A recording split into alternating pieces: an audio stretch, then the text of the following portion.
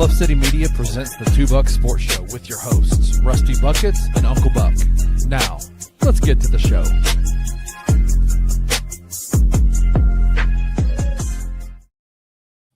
What is up, everybody? Welcome to your Friday edition of the Two Buck Sports Show. I'm your co-host, Rusty Buckets, coming to you with a new computer, so there's no delay. It's so much nicer. There's not like that awkward 14-second pause after the intro before I'm unmuted. Super stoked to be here, although slightly less cool because I'm not in person with my guy, Drew Gant, who's checking in from back home, the friendly confines of Northeast Mississippi. Drew, how are you, sir?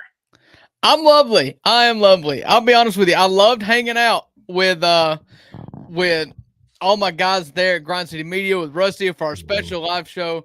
But I've grown quite fond after rewatching Wednesday's episode of only being able to be seen from the nips up. The seated position is not my peak position, I don't think, when it comes to being on camera. Your boys, I'm working on it, okay? I'm working on it. But I did get this cool shirt. What's that? It's always backwards. A Grind City Media shirt, Grind City Brewing shirt, and a new hat from Oxbow. Yeah. I go to Memphis, I get a new wardrobe. Like, hey. And tacos, bro. We went to Tacos and Ghana's here in East Memphis, and it never fails to miss. Next up, I'm going to Tacos and Ghana, get them sponsored the show. I will gladly just house tacos on every Friday episode for y'all to watch. There are cons to getting a new computer as well. Jared in the comments says that the camera looks more crisp. I don't know if that has anything to do because you don't use a webcam, do you? Okay, so I was about to say it's not related, but yeah, actually you don't use a webcam, so it is related. Just use my computer cam. I'm working slowly up. I'm building my repertoire. Again, I just took a job with no salary, so we're balling on a budget over here right now. Eventually, I'm gonna be doing well, and I'll have a nice little setup. For now, y'all get my webcam on my Mac. Y'all get me in all my glory. And I agree, Uncle Buck. I told Maggie, I felt like Jabba the Hutt sitting over there being like, y'all come out to Grand City for a football and beer. Like looking. I said, the camera adds 15 pounds. That was more like 25 on me. But I swear, it sucks when the most comfortable resting position for your hands is on your belly. I'm like, okay. Getting on that when I get home.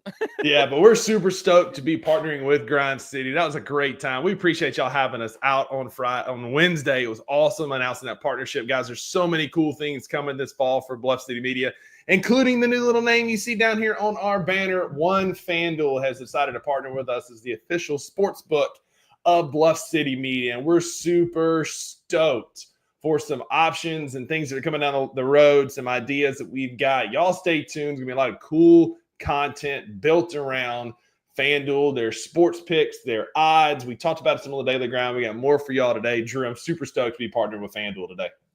Yeah, we're stoked. And, selfishly, as, it's our show, and we've kind of just been scraping and clawing, and we've done it as a hobby. It's turned into a passion. We love it so much.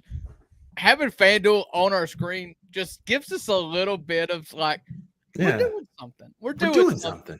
And so we're stoked to have FanDuel on here. We will use FanDuel for all of our odds that we use, all of our spreads, anything that we can find that we can incorporate with lines and betting. We will do that, even though in Mississippi I can't use it. Like, come on, right here. Come on, Mississippi. I need a side hustle, and I feel like this is a good opportunity as any to lose some money. So, come on, Mississippi.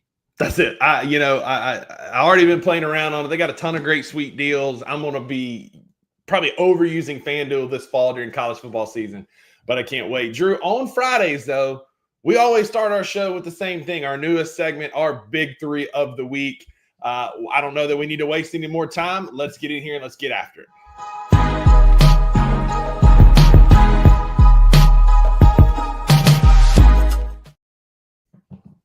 All right. Appreciate everybody joining us. We are the Two Bucks on Bluff City Media's YouTube X pages. I'd like to take a minute to cordially invite everybody on X to come on over to YouTube. We put the comments up on the screen now, so I'm sure everybody can see the comments. But if you want to hang out with all the cool kids like Jared and King Meeks and Wayno and everybody else that's going to be in these comments as the show goes on, do it in YouTube, because not only can you talk to us, but you can talk to each other, and it's fun. So do that. Hit the like button on your way in. It helps us out more than you realize. So, Rusty, our big threes are new segments where we pick a topic and pick 3 of each. I'm coming in totally blind. You have not prepped me for this at all. What are we doing? On purpose, because this could be a controversial one. And so, okay. Drew, you went first last week. You got the first overall pick with the wrestlers. No, I got the first overall pick. Hang on. No, it was you because I took my back-to-back. So you got the first overall pick. I get the first overall pick this week, and I couldn't be more excited because we're talking candy bars, and it's only these 9 on the screen. It's the image that I found. So there are some on here that are just kind of like, meh, meh, meh. Okay. But there are some great tiers here, and so we'll do snake draft. I'll go first. Drew goes back-to-back, and then I'll get my last 2. So up first, there is an obvious 1 of 1 here. I'm playing to the crowd here with this one a little bit too, because there is a true GOAT. I'm hoping mine gets back to me on my next picks, but I'm going with the Reese's Peanut Butter Cup. It's hard to beat the perfect combination of chocolate and creamy peanut butter. It's just a great combo. They're trying to church it up with all these different chips and peanut butter and jelly, and Oreo is coming out with a blend. That one I'm interested in. The only ones of the new ones that I like are the ones with the Reese's peanut butter, the Reese's pieces in them, because you get double the Reese's. It's the only reason I like them. But don't mess with a good thing. The original GOAT, Reese's Peanut Butter Cups.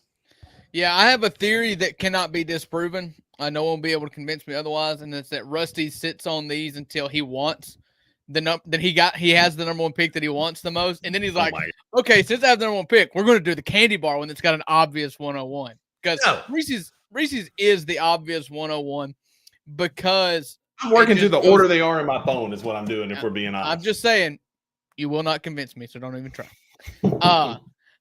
Reese's is the 101. The original Reese's is great. The mini Reese's is great. I don't really care about the other stuff. I don't want the white chocolate. I definitely don't want jelly in it. But Reese's is good because it goes into everything. You can have a Reese's Blast or a Reese's Milkshake or a Reese's Pie or Reese's cake. I mean, you can so many things, and it's because the ingredients are simple and easy and repeatable, and it works all the time, and it's peanut butter and chocolate. Like, you can't beat that. Can't beat that. The number 2 on that, when it comes to just most popular things you can use as a topping or an ingredient, is a Snickers. So I'll take Snickers, although Snickers is not my number 1. I'll take my number 1 next, but I think Snickers, to everyone else, including King Meeks in the comments, I think most people would say either Reese's or Snickers from this list. Yeah. My number 1, my personal number 1, my favorite, and it is my favorite topping on ice cream and everything else, is a Butterfinger. Yeah, that's the GOAT. A Butterfinger. You know, Butterfingers can range, though. It can be a little iffy. If you get a Butterfinger that's in like the back of the package, it's been sitting on the shelf at the gas station for too long, it'll rip teeth out of your head. But if you can find a fresh Butterfinger that crumbles a little bit when you bite into it, you can't beat it. Yeah. Butterfinger is my GOAT. I probably played to the crowd a little bit by going Reese's, but like when I was a kid, we would go on road trips, and some of you young bucks out there, Jared, I'm looking at you, you probably don't remember these because they were before your time, but Butterfinger BBs are the true GOAT candy of all time. They don't make them anymore. They hadn't made them since like 1995. They had Bart Simpson on the bag. They were the perfect ratio of chocolate and peanut butter in the middle. Like Butterfinger BBs, if they were on this list, that's the true GOAT candy of all time. Is Butterfinger BBs. So good choice on Butterfingers. Hoping it'd get back to me, but I figured it wouldn't. I love Butterfinger, and I love it more as a topping. Like my mom makes chocolate, like homemade chocolate ice cream, and that's what I want every time. Just put some Butterfinger on a chocolate, Butterfinger topping on a chocolate ice cream. Great. Yeah, one of my best friends, Brad Wheeler. I don't know if you remember him from Kossuth growing up. His mom made a Butterfinger cake that was like yellow cake with Butterfinger crushed up in it and like chocolate Butterfinger icing, and like I could eat the entire pour a whole can of condensed milk, on top of it. Just make it like gooey and nasty. And it was so good. It was so good. So, all right. So my last 2 picks, there are some bad ones on this list, in my opinion. The other ones that are left. My next one, it doesn't matter if you like the left, doesn't matter if you like the right, but a Twix, especially when they're the fun size, like the little mini ones, are just perfect to eat about 30 of them before you realize that little rumbling in your belly hits and you're like, I made a mistake. But Twix are a slept-on candy bar. I don't care if you like left or right; doesn't matter. I don't have a preference, Drew. I don't know if you do, but give me Twix as my second pick. Yeah, that would have probably been my last pick, just because of the one that's left. I don't really eat any of them. Your list is very narrow here, or maybe it's just my consumption of candy bars are quite narrow. Yeah, maybe so. That's probably fair. There's one on here that I like. I've taken a beating in the last couple of polls, so part of me, that's partly why I went Reese's on the first one to see if I can get a win this week. But I'm going to go with one that is specific to me, because I'm like you. There's a couple on here that I'm like, meh, I don't really go for it. I don't reach for it. I don't care for those. I like Mr. Good Bars. They're chocolate with peanuts in it. Like, it's a good little crisp and crunch. Again, you can get those in the little individual one packs that come with like the crackle and the crunch and all those and the Halloween candy. And so I'm going to go Mr. Good Bar. I might get some heat for that one. I'm going to post the picture this time because I did not do my guy Drew any service by not posting the picture of the fast food restaurants we had to pick, because he got murdered for taking Pizza Hut first overall. Drew, that's my bad. I'm going to post this picture so there's some rationale as to why I went Reese's, Twix, and Mr. Good Bar. Yeah, people never – that's why you have to listen to the show, people. It's because I provided the context necessary. My favorite food is pizza, and the favorite pizza is Pizza Hut, and I took it number one. It wasn't a fast food poll. I had to choose from what was on the little screen here in front of me. Yeah. So, I think King Meats is still butthurt over that.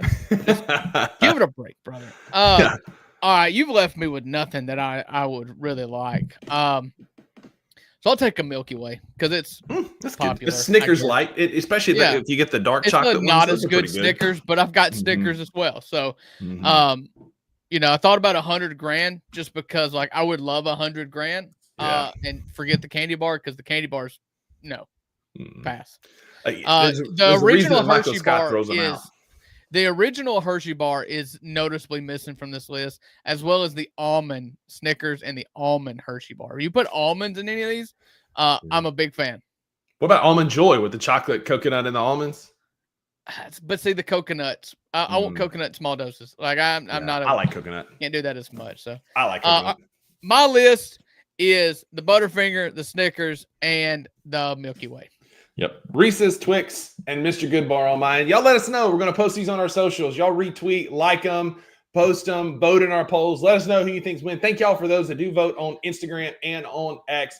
Give us a follow. 1 second, Drew. Give us a follow while you're there. I created a new graphic with one of our sponsors on there. FanDuel on the side.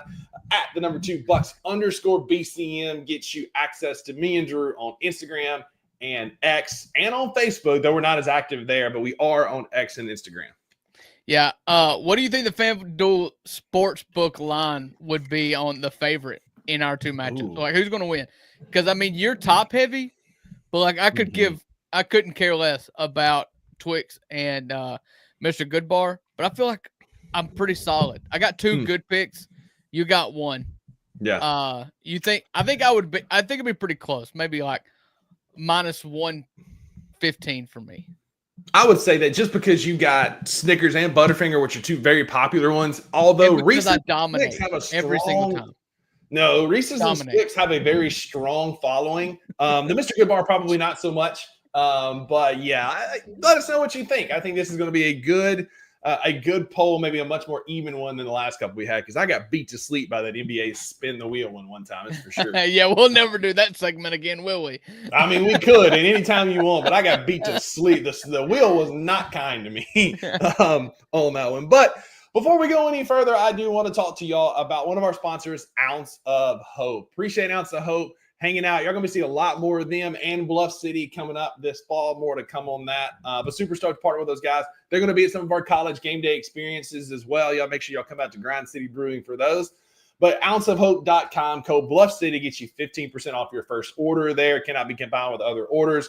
Super stoked to be partnering with those guys. Again, Chokin and Token coming up August 16th at 1 p.m. I'm going to be there. I think Edward from the comments said he's going to be there. I think Luke is going to come in town for that. But y'all come hang out with us at Midtown Krav Maga and Jiu-Jitsu. It's over near the Crosstown Concourse as you're heading towards downtown off North Parkway. Super excited to be there with those guys. Y'all come hang with us again August 16th at 1 p.m.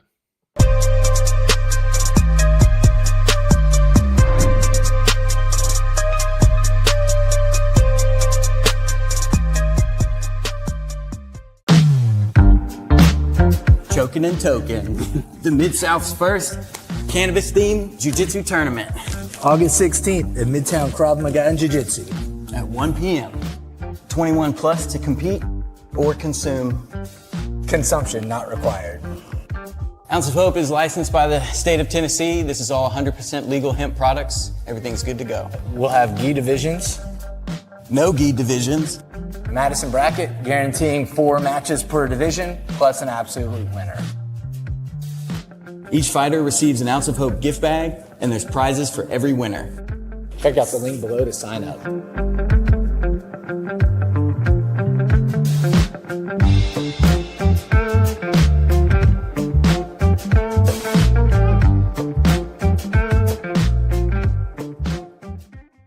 You cannot compromise the integrity of the game any more than completely giving the other team every bit of what you're going to do. Like, yes. For me, it is asinine to think that any competitor in any level on any team would say, you know what, screw all of these people that I play with. I do not care. I'm so pissed at the coaching staff and the players in front of me. Like, to get to a point where you send out your signals to an opposing quarterback, to me, it's just insane. Yeah, this is treacherous, brother. You don't do this. I've seen multiple guys when I was at the University of Memphis be angry with the coach or want to get in the, go transfer, pissed off because they're not getting playing time. I don't think any of those guys ever had it cross their mind, hey, I'm going to go leak the playbook to our opponents. Right. Like, that's just some bullshit. And like, between the stolen the PS5 and that, like, you know what it tells me? He's not a good guy. Tune in to On the Bluff with Christian Fowler and Gabe Kuhn every Tuesday at 12 p.m. on the Bluff City Media YouTube channel.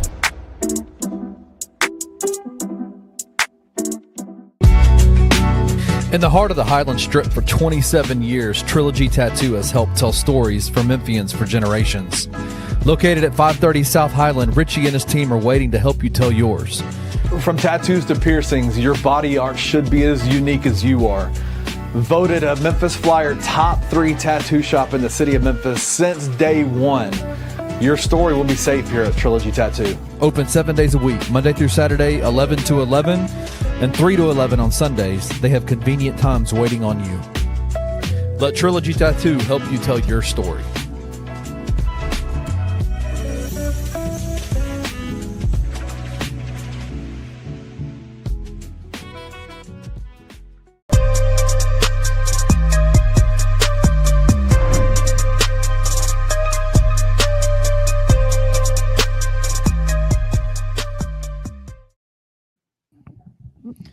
Welcome back. You were just waiting on there not to be a noise when I opened my mouth, weren't you? Welcome back to the $2 Sports Show, segment number 3 of your Friday edition of the $2 Sports Show here on Bluff City Media. I want to appreciate everybody for joining us. Just a reminder, next week we're going every day. We're going to see how it goes, and we're going to do it every day. You know us, we've got day jobs where there's this, that, and the other. But we promised you one thing. We will do everything in our power to be here every single day. That's it. It doesn't always work out that way. And we are thankful to have guys like Kenny and the gang and the network here that can help us on the days that we can't, just physically cannot make it. But we're going to be here as often as you want us. I mean, let's be honest. If we're here every day, everybody in the comments may just be like, hey, we really need less of you. I mean, that's fair. We may need a little bit less of the $2, and we're just trying to find our limit. We're going to try and find how much of us you guys can take. I mean, that's fair. Exactly. And right on cue for our first week of going live every day at 11 o'clock Central, I'm out of town Tuesday through Thursday, just like it's supposed to be. I'm going out to Denver for some training. And so I'd like to know FanDuel's odds on if Uncle Buck makes it all 3 of those days as well. But shout out to Kenny and being able to fill in. We've got some college football content coming for y'all next week as well. So there'll be some content put out next week. We'll just have to see what happens. You know how it is when you got plans, right? They always go awry at the last minute. It's just another reason why, if you're on Twitter and you don't already follow at @2bucks_BCM or Bluff City Media, you just go ahead and do it. Turn on the notifications even. We'll let you know what's going to happen. Okay. And so you can find, there are to find out exactly what the two Bucks are getting into without tuning in to our show on 11 o'clock. We'll let you know ahead of time. Exactly. So, Drew, we've got 3 basketball things we're going to talk about today. I've got 2 in the show doc. One I'm going to throw up to you that we hadn't talked about much, and that is one Gilbert Arenas, who has come out and he was arrested for playing poker with the Israeli mob, essentially, with all these like high-ranking Israeli type agents. He got arrested and he set out on bond, and he was walking down the stairs in the video he posted to X that Jared, I think it was Edward that sent to me after the show on Wednesday. And it was like, he was like, I didn't do nothing, so I am out. And I told him, man, if that was me, I wouldn't be posting goofy stuff like that on X. I'd be laying low in a basement somewhere. Yeah. And then he's going to double down and say, when you got a beautiful wife at home, you'll snitch. And you'll snitch all the time so that you can avoid jail time. He keeps digging a further and further hole. So I want to be the first to announce here, Drew, on the 2 Buck Sports Show, that Gilbert Arenas did not kill himself. What? Okay. Listen, if I didn't do it, I didn't do it. That's just how it is. Like, I know that, I've got wife, I've got 4 kids with 1 on the way.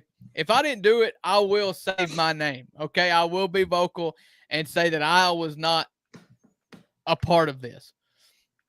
He was obviously a part of this because it was at his house that he was renting. Like, his name was on the lease. Like, I get it. You may not have partaken in the game, but you hosted the game. I don't know if you've seen one of my favorite movies of all time is a movie called Molly's Game, where it talks about, it's got Jessica Chastain plays the main character. I can't remember Molly's last name, but she was a former Olympic downhill skier who had just a treacherous accident and it just never was the same after that. And she just got into this being this underground celebrity poker ring in New York City that got uncovered. It got infiltrated by an Eastern European mob, or I'm thinking maybe even been Russians, were using it to like clean money or something. And it got taken down. And in the reports and in the charges and everything, the people that were attending this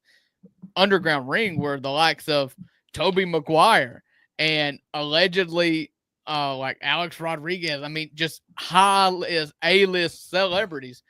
And there was a movie made about it. It was a big stink. Gilbert Arenas, like, I wouldn't do it, because if there's one thing about when you start dealing with the feds, it's like, don't poke the bear. Don't Dylan Brooks this thing.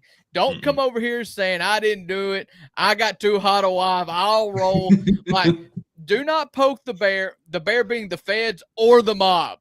I mean, that's it, man. You're over 2 there, because they have ways to make you disappear and it be an accident. Gil, I'm looking out for you, brother. Come on, man. Like, use your noggin. You clearly weren't when you were playing these high stakes poker games with what did they call them? Female or lady companions.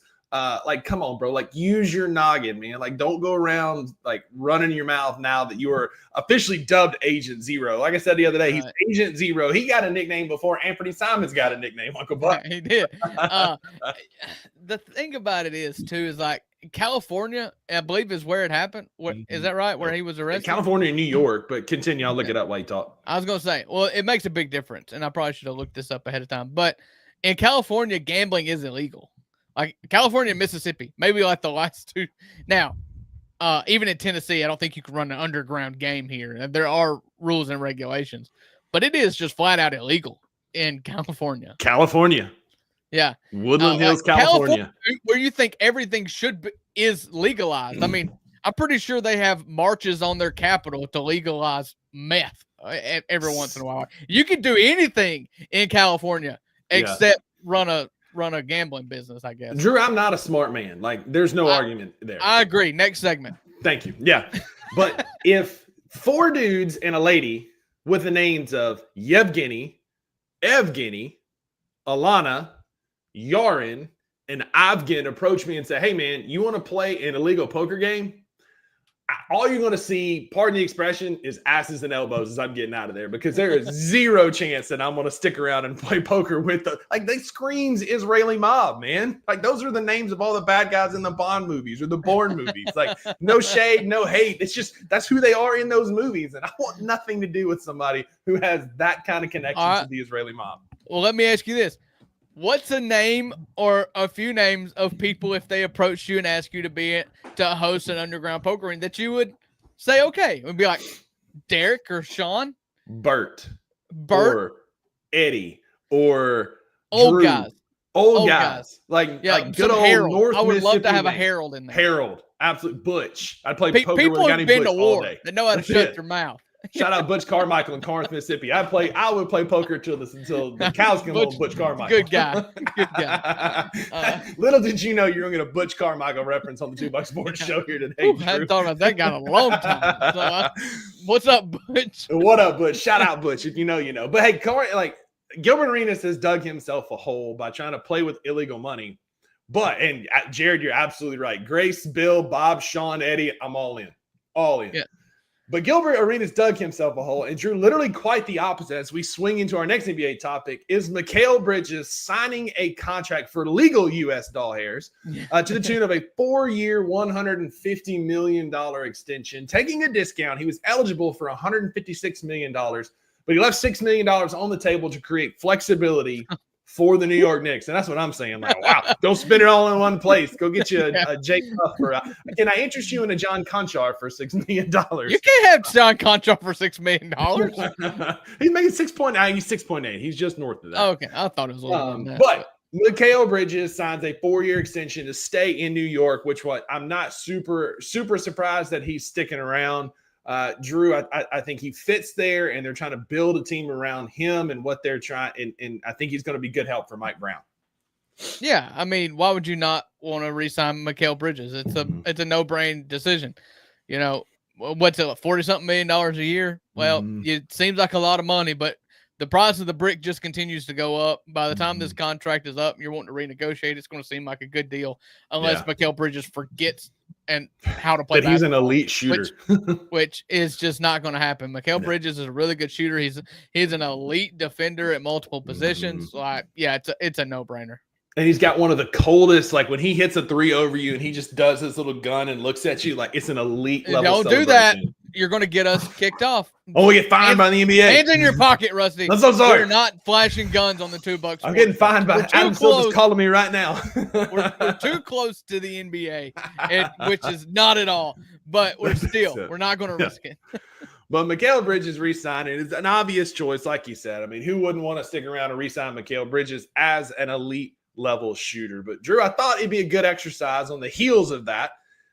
If we look at the updated title odds on FanDuel as it stands today, this is as of last night. So the Mikal Bridges might have moved the line a little bit for the Knicks. I doubt it because he was already going to be there, but I'm just saying these are from last night when I made this. But the most updated FanDuel championship odds for next season are what you see on your screen. You got OKC as the obvious favorite at plus 230, which a reminder for those at home new to betting. That means if you bet $100 in Oklahoma City right now, you'd win $230 if they win the title. The Cavs clock in at number 2, plus 750, followed by the Knicks, Rockets, Nuggets, and the Magic are your top 6 championship odds. Drew, no real surprise there. They've got the Lakers at plus 1,700. They were down a little bit. The Hawks, who made a ton of great moves in the Eastern Conference and look to be a threat, are plus 3,100. And your Memphis Grizzlies, if you bet $100 today on them to win the NBA title, you would win $10,000 at plus 10,000. So no real surprises here, Drew, to me, other than maybe the Magic moving up a little bit, as well as the Nuggets, who have had quite the offseason. All right. Of this list, what I like is probably the Magic. Honestly, we're talking about the East being wide open, and you're one injury away. You saw Oklahoma City was going to lose Game 7. Absolutely. Maybe not, but I'm going to pretend they were going to lose Game 7 because until Tyrese Halliburton blew out his Achilles. And so you're always one Achilles injury away from your opponent from winning. And with the East being wide open this year, the Magic at plus 1,600 looks fun. The team in the West I was looking for, but you didn't include. It's the team that you disagree with me wholeheartedly with. But like, what's the Warriors number? Keep talking and I'll look it up. Because as long as Steph Curry and Jimmy Butler are playing playoff basketball, I want a taste of that medicine. You know, I want a little bit on that team. And yes, do I hate Golden State? Yes, of course. But I mean, the point of betting is not just to bet for your favorite team, or else, you know, anybody who bet for Ole Miss or Mississippi State or the Memphis Grizzlies would, you know, be dirt poor. You bet on teams that you think have good odds to win. And Golden State, as long as they've got Steph Curry and Jimmy Butler, should have really good odds to win. Yeah. You were taking way too long. Well, so FanDuel is a very easy app to operate because it uses Really? like a face login and all that. It just took me So a it's minute to you. get it pulled up. It's But you that's I'm the looking. problem, man. Golden State, shocker there. Golden State is plus 2,700. Give it to me. They're just ahead of Atlanta, just behind the Clippers, the T-Wolves, and the Lakers. I would rather as a favorite. I would rather have Golden State at that number than the Lakers at plus 1,700. Agreed. Now that I'll agree with because the Lakers they're not going to be that good next year. A team that I'd also be very interested on this Nuggets team, just because again, plus 850, like they're not the best odds, but like plus 850 with what they've done and a better Michael Porter Jr. in the mix. You got Nikola Jokic coming back as always. Like the Nuggets seem like a pretty easy way to win some money if you threw some money on that plus 850 right now. Yeah, I mean, we know all about giving. I just help, want right? longer odds. I want to get Yeah. rich, so give me Yeah. some longer odds. I like that. And again, Magic is sitting there at plus 1,600. Feels like a good bet with the Eastern Conference being down. If they can stay healthy, which they didn't do last year because they have all three of the NBA oblique injuries on their team now from last season, the major ones anyway. If they can stay healthy, that feels like some easy money as well as they make a run to the conference finals. Ultimately, the NBA finals. And Drew, once you get on that stage, you truly never know what will happen. So give me the Magic at plus 1,600. I like that. Yeah, I do. I would take any long odds, like high upside team out of the East. Exactly. So, but with that, Drew, it is Friday. We're cruising towards college football season. This is going to be our biggest segment of the day. Sorry, Wayno, Maggie. I know y'all aren't big football fans, but we got a lot of football to talk about today.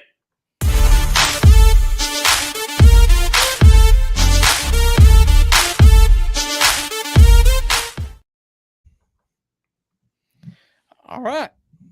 College football is right around the corner. We had pro football last night. We had the Hall of Fame game in which you got to see the Detroit Lions lose miserably to the Trey Lance-led Los Angeles Chargers, which doesn't mean anything.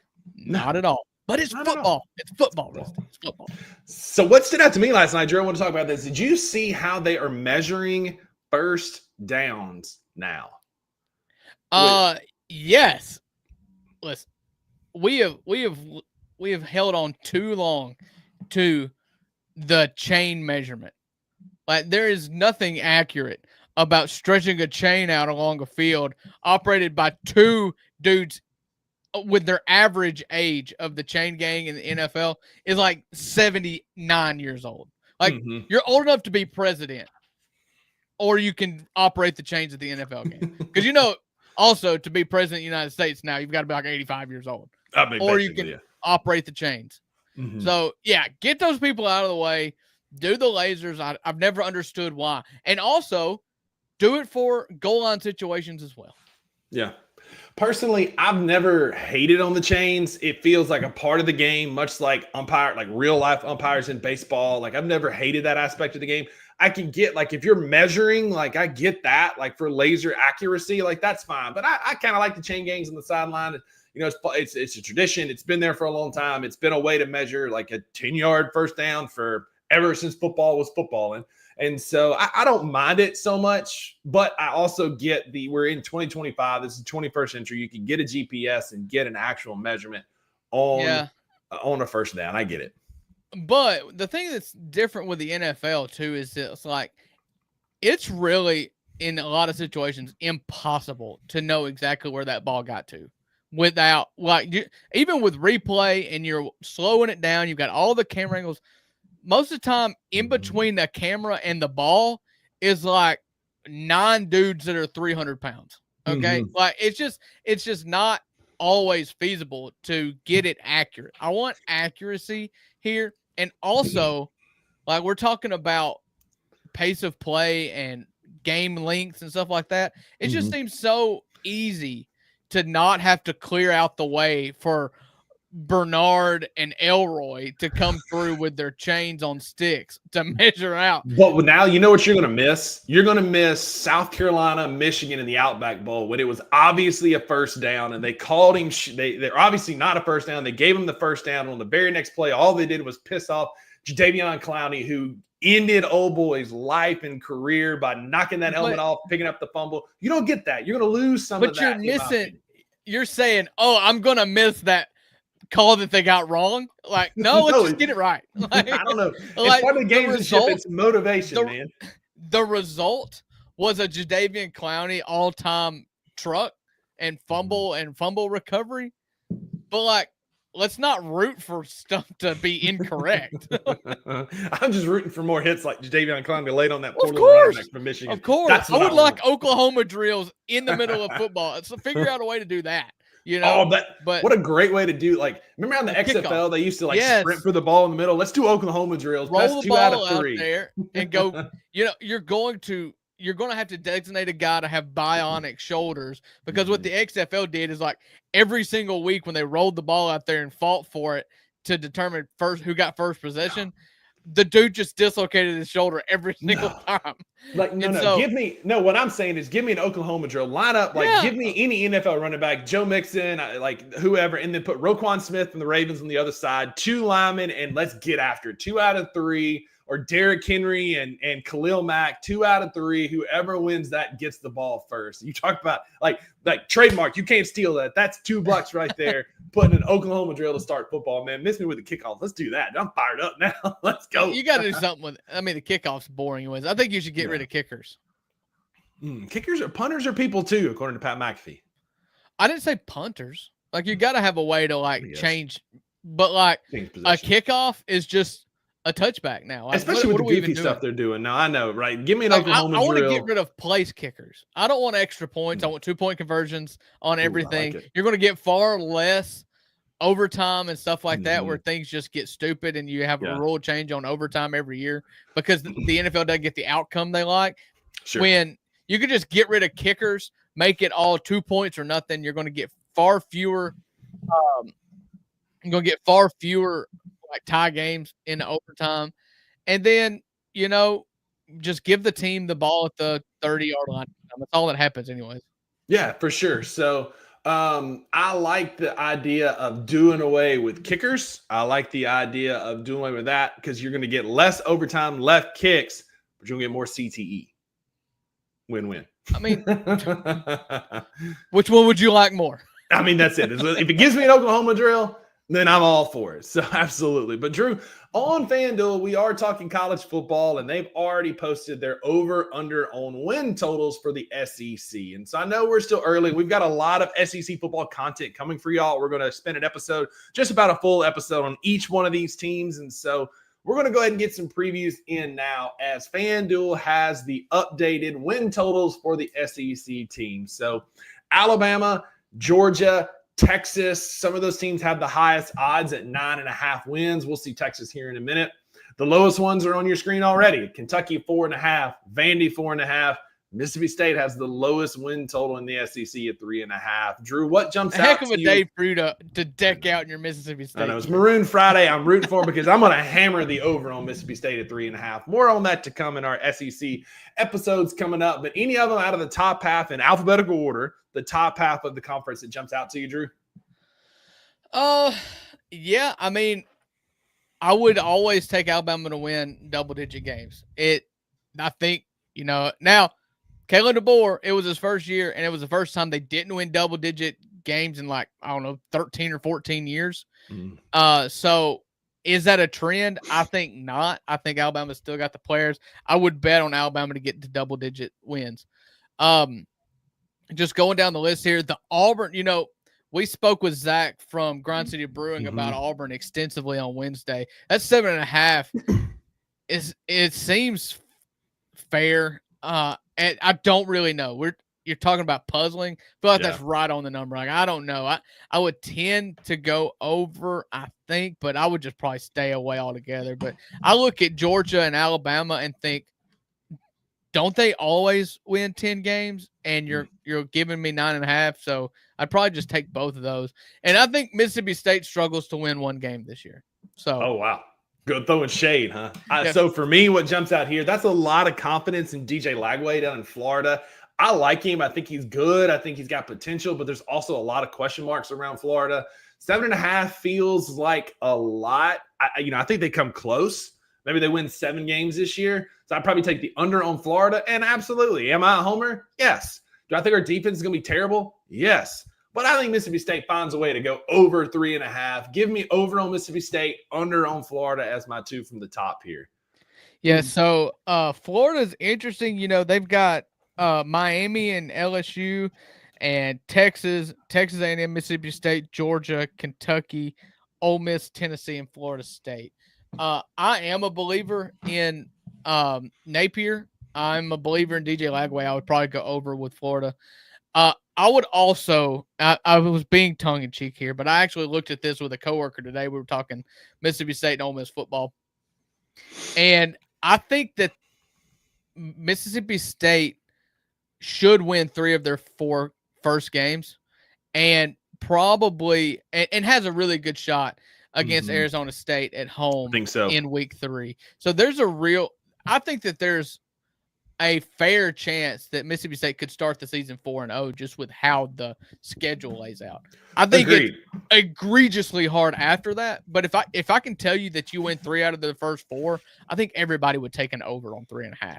I mean, I think so. I think that there is a lot to like about our schedule before you get to conference play, because again, we've got Southern who's better, but I think we can handle them. Like, I think Arizona State is a great upset because they got to come all the way to Starkville. We, for whatever reason, play really well against A&M, so I wouldn't sleep on an A&M upset. But I mean, the reality is we're going to go to Arkansas. We're going to beat the brakes off of Jared's Arkansas Razorbacks for probably our only conference win. The first conference win in Jeff Levy's tenure might come in Arkansas on November the 1st, hopefully a little bit sooner. Wow. But leading up to that, we've got Tennessee, A&M, Florida, Texas before we play Arkansas at home. Once again, running the gauntlet in the SEC. And then after Arkansas, it only gets better because we got Georgia, Missouri, and Ole Miss after that. But I think State hits the over and gets their first conference win this year under Jeff Levy. Taylor Green's interesting. I feel like he is a really athletic quarterback that could be good. Like, if he figures something out, Bobby Petrino is still the OC there, right? Yes. And so I kind of like Arkansas without seeing the schedule there. That game is in Fayetteville, you said? No, it's in Starkville. Jared says it's no, it is in Fayetteville. It is in Fayetteville. Sorry. Yeah, I don't like anybody going to Fayetteville, especially not Ole Miss. But especially not Ole Miss. Maybe I'm letting that rub off on Mississippi State. But it is in Fayetteville. So yeah, I'm looking at the schedule now. It is in Fayetteville. So yeah, thank you, Jared. Honorary third buck for the day. Exactly. Keeping us on the line here. And then the bottom half alphabetically of the conference. Again, you see Texas there is one of 3 SEC teams to project it at 9.5 or over, at 9.5. You got Tennessee and Ole Miss at 8.5, South Carolina and A&M at 7.5. Vandy again at 4.5. The Fighting Diego Pavias. Missouri, they look to take a step back. You know, Missouri is one of, like, Drew, like, Missouri's one of only, I saw the stat yesterday and I wrote it down. It's in there, but it's like they lead the conference in home conference wins since joining. They're one of the top 4 or 5 with home conference game wins since joining the SEC. They've made SEC championship game appearances. Drinkwitz has them in a really good spot. Once again, yes, they lost a long-time tenured quarterback. They lost Luther Burden. They gave up some stuff. But for me, on this list, the 2 that I'm looking at, I'm hitting the over on Missouri. I think they typically win 7 or 8 games every year, it feels like. And so I'm going to hit the over on Missouri. I'm also going to hit the under on Tennessee. I don't know that Joey Aguilar is the answer after Nico leaves. They lost their leading running back. They gave up a ton on defense. They lost a lot to the draft and transfers. Tennessee is going to be fine, I think, but 8.5 is a huge expectation. If anybody can do it, it's Heupel offensively. He's got a great mind for the offensive side of the football. But give me the over on Missouri standing out here and give me the under on Tennessee, mostly because I hate Tennessee. It's just that ugly orange, the inside of a pumpkin orange, as once famously said on YouTube. I'm taking the under on the Vols at 8.5. So Tennessee's interesting. You know, that number's not very high. I mean, that number is really high. Very high. And initially it was like, really? But if you look at their schedule, you know, they start out with Syracuse at home, ETSU, Georgia at home against UAB, to Starkville, Arkansas at home, at Alabama, at Kentucky, Oklahoma at home, on the road at Florida, and then Vandy to close it out. So the schedule is not that bad. You've got your Georgia, you've got your Alabama, you've got your Florida. Outside of those, like, if they win all 3, then they're going to go over. Or if they win 2 out of the 3, or I still even think 1, they can. they may go over. They just lost so much. This is more like, yes, the schedule is easy. I understand that. But Tennessee lost a ton last year. And I just don't know that I believe in them. They do recruit very 8.5. well. I mean, they do. So for me, the darling pick is going to be South Carolina. Everybody loves the North Sellers. I'm not ready to go that far yet. I'm going to go over on Oklahoma as the first one. I buy their new quarterback that they brought in. I think they upgraded quarterback. And it's a prove it year for Venables there. Like, I do believe that he is squarely on the hot seat if he doesn't bring them into like a real competitive in the SEC kind of school. Honestly, a blowout win late in the season against Alabama may have saved him last year. A real, not a fluke win, but an Alabama team that I expect to be a lot better this year. And listen, maybe I'm a hater. Maybe I just expect Vanderbilt to always be Vanderbilt. 4.5, I would probably go under. I mean, good for Vanderbilt is good, you know. Yeah. But I'd have to look at their schedule. It's just my implicit bias. I think I've just seen it for too long than be a doormat.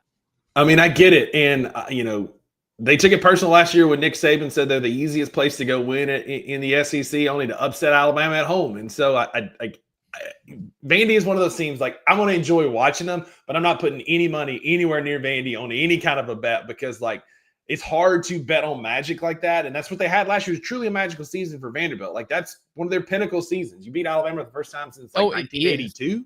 It is. It is. First time you beat Alabama since like 1982. Probably the first time at home since like before we had color televisions. And so I don't know what that's going to look like this year, but I like Diego Pavia and I like what Clark Lee's building there. And so could they win 6 games again? Absolutely. I don't have their schedule in front of me, but it just makes me nervous. And I agree. The Lenore Sellers hype coming out of last year, I was kind of in. I'm like, I think these going to be really great. But the more the summer's going on, they've hyped him up more and more and more. I'm kind of cooling on him. But who I'm not cooling on is Dylan Stewart, that all-world rush in that they had last year as a freshman. Oh, he's great. He's so good. And he's got a style of play that's only going to get better. He was so skinny last year. I've seen some pictures of him as he's starting to fill out coming in this year. Like, that kid is going to be one of the best pass rushers in the SEC and the country this year as a sophomore, as he only gets better. I am bullish on Dylan Stewart.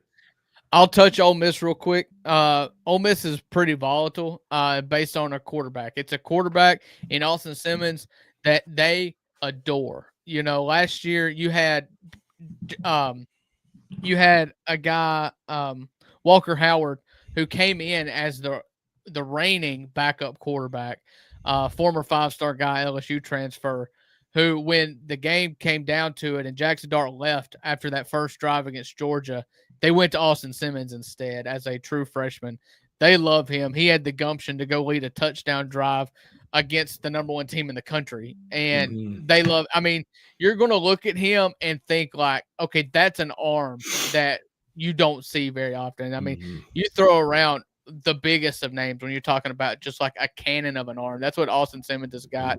He's a smart kid. He graduated college in like a year and a half. He's already in grad school and he's not even started a football game yet at Ole Miss. Somehow he's draft eligible, but this is only his second season because he did, I think, a lot of college work when he was in high school. Yeah. So like he's the kind of guy you want to bet on. But if he doesn't work out, there's no one on that team that can play quarterback. Not a soul I would trust to throw a forward pass. The receivers, word out of camp is that they're really good. You really need the defensive line to be good because you replace basically your whole secondary at Ole Miss. They got one LSU transfer that was a starter on the back end. It's the only one I think you can put in Penn to start on the back end of your secondary. But you really need to replace guys like Walter Nolan and Princely Umamielen, who really got after the quarterback. Because if you can get after the quarterback with 4 defensive linemen, then it really eases up the pressure on the back half. Luckily, they've got Princely Umamielen's brother, Prince Will Umamielen, to transfer him from Nebraska. Lord help. They said, Prince Lee, Prince Will. Okay, not Lee and Will, but we're going to leave the whole name. Prince Will Umamiel is coming in. They got a couple upperclassmen that contributed a lot that's been with the program a long time, like Xavier Harris. Stories that I like to talk about in college football because this is Xavier Harris's third year at Ole Miss. He was a high school recruit, and I love to see the high school recruits work out because Ole Miss has been a school that's just relied on transferred for so long. Yeah. I like to celebrate the guys that chose Ole Miss out of high school. And Jared, I think if Austin Simmons doesn't work out, I think you're going to hammer the over on faked injuries to try and slow down the other team and just run. Well, we didn't talk about this, but they implemented a penalty for that, right? Go ahead. You're always crazy when you're the first one to do it. But I was trying to think of you remember who was it that fake slid? Kenny Pickett from Pitt. Pickett. He was a genius. It was dirty. It was not something you should do or have ever seen done before. When he faked a slide and the defender knew if I hit him, it's 15 yards. Yeah. And so he backed off. And then they implemented a rule afterwards. Like this was an area of exploitation, and somebody would have found it. Yeah, and it took a genius of Lane Kiffin to actually do it, but it was done to us before Lane did it. Lane just abused it more than most. Oh my, so bad. And so there is not an in-game penalty, but they have implemented a rule that allows for a post-game review and potential discipline suspension for the player and the coach if it is believed to have been a fake injury to slow down pace of play. It's extremely difficult for referees to determine in real time whether a player is truly injured or not is one of the reasons they went away with it.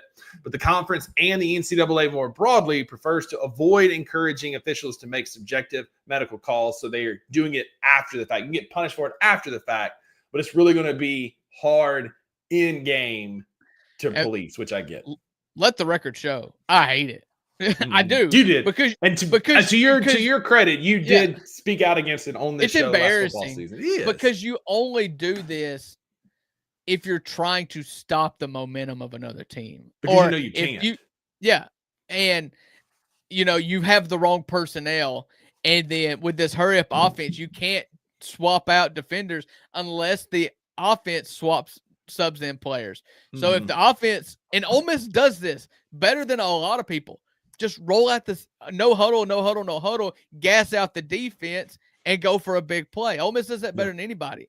But it also happened to Ole Miss where you needed to get some fresh bodies in, a new package in or something. You had no way to do it. And so you faked an injury and said, what are you going to do? Call me a liar? I'm hurt, okay? What are you going to do? Make me stay in the game? It's impossible to police. But I hated it because it was obvious. You saw it from the sideline, from Lane and multiple coaches around the league. Get down. Like, I hated it. I do hate it. Because it's embarrassing. Like you said, it's embarrassing. It's saying that our guys can't stop your guys. And the only way we can do it to get the right people in there is for somebody to fake an injury. And because Lane Kiffin drives viewers like no viewership more than any coach in college football now, he becomes the face of it. Well, and to be fair, Ole Miss did it a lot last year.